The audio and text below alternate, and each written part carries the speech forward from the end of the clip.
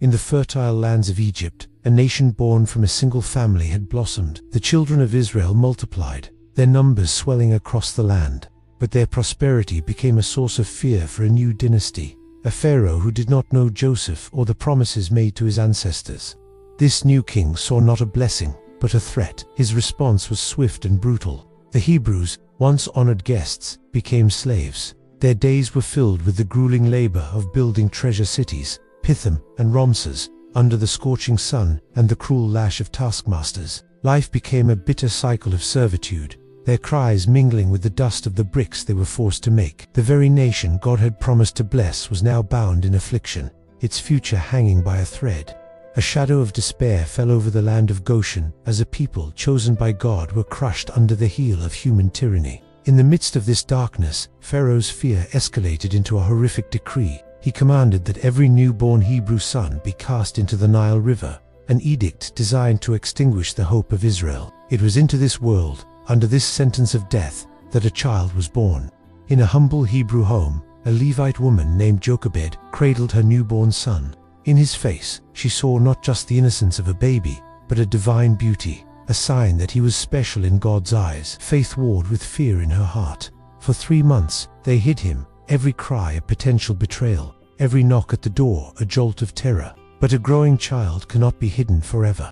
With a mother's desperate love and unshakable faith, Jochebed devised a plan. She wove an ark of bulrushes, sealing it with bitumen and pitch, a miniature vessel of salvation. This child was destined not for a watery grave, but for a journey of deliverance, set in motion by a mother's defiant hope. As the sun rose over the Nile, casting a golden light upon its waters, Jochebed placed the tiny ark among the reeds along the riverbank. Her daughter, Miriam, watched from a distance, her heart pounding with a mixture of hope and fear. This was the very river designated for death, yet faith had transformed it into a cradle of providence. At that very moment, Pharaoh's own daughter came down to the river to bathe. Her eyes fell upon the small basket. Curiosity led her to it, and as she opened it, the baby cried, a cry that pierced the heart of a princess, transcending royal decrees and cultural divides. Compassion flooded her. She knew this was one of the Hebrews' children. It was then that Miriam, with courage beyond her years, stepped forward. She offered to find a Hebrew nurse for the child. The plan, orchestrated by God, unfolded perfectly. The princess agreed, and Miriam ran to fetch her own mother. Jochebed, who had just released her son to the river, now received him back, not as a condemned child, but as a protected son, paid by the royal house to nurse her own baby. And so, the child named Moses, meaning to draw out, was raised in the most unlikely of places, the palace of the pharaoh who had sought to destroy him. He grew up as a prince of Egypt, educated in all the wisdom of that great civilization. He learned the arts of governance, the strategies of military command, and the depths of ancient knowledge. He walked the grand halls of power, surrounded by luxury and privilege, treated as the son of Pharaoh's daughter.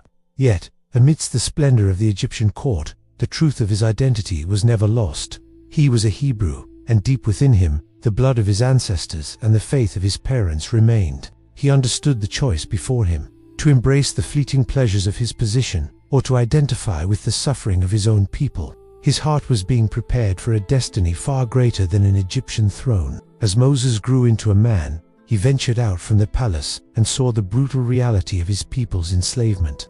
The sight of their suffering ignited a fire within him. One day, he witnessed an Egyptian taskmaster beating a Hebrew slave. In a moment of righteous fury, Moses intervened, striking the Egyptian and killing him.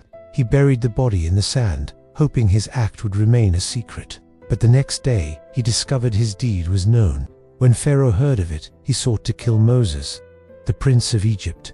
The man who thought he could begin the deliverance of his people through his own strength was now a fugitive. Panic-stricken, he fled from the only home he had ever known, escaping into the vast, unforgiving wilderness.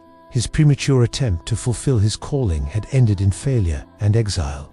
He had traded the palace for the desert, a prince's robe for a wanderer's rags. Moses fled east, deep into the land of Midian.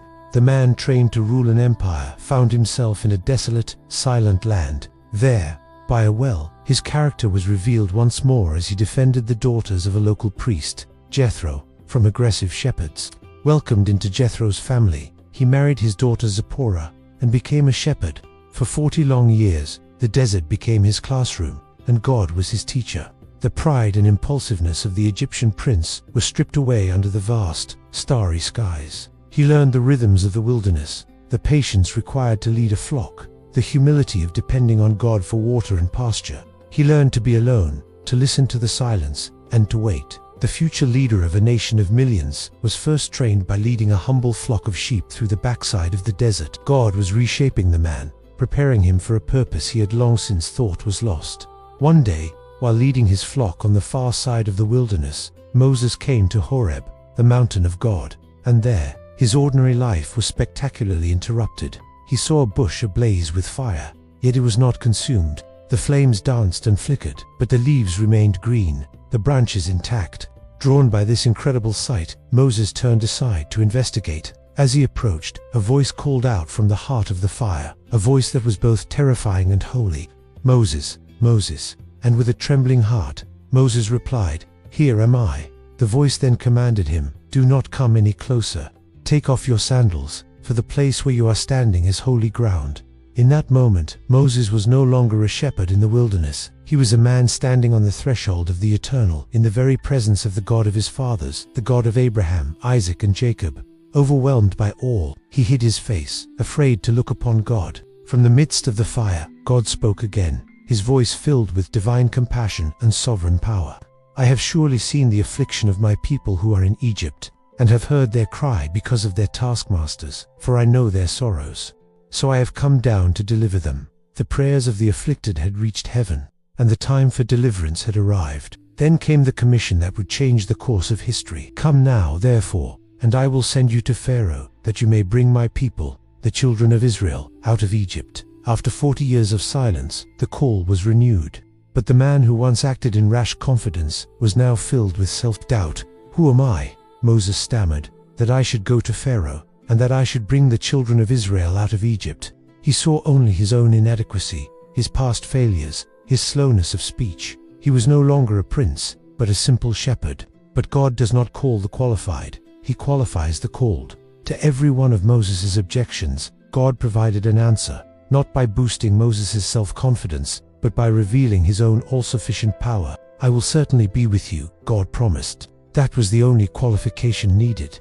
When Moses asked by what name he should tell the people God had sent him, God revealed his covenant name, "I am who I am.